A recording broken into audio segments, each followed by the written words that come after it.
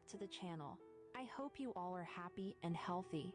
Well, this video is going to be a little bit emotional for you guys because today we are going to talk about the most emotional things said by your favorite K-pop idols. So let's start with TXT's Byungju.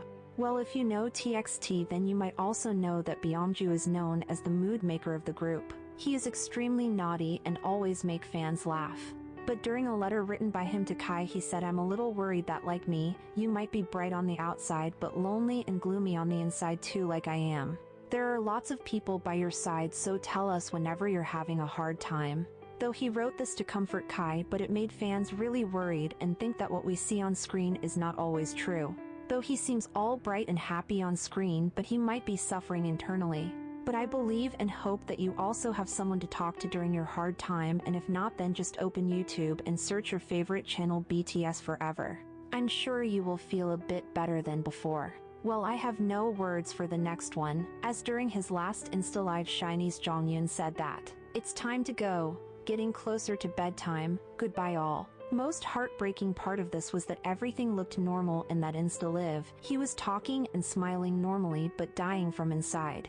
Another idol who left us is Swally. Swally in last Instagram Live video days before passing asked people that what did I do to deserve this? She also said, "I'm not a bad person. I'm sorry. Please don't hate me. Why are you saying bad things about me?" This is the biggest example of how little hate comments done by people can affect someone's mental condition. After all, idols are also humans.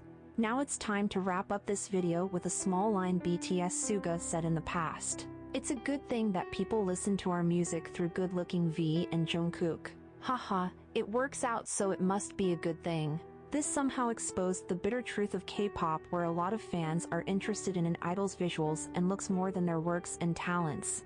I also want to ask to our subscribers that if an idol is not pale, skinny, tall, handsome, then are you not gonna listen to him and ignore his work?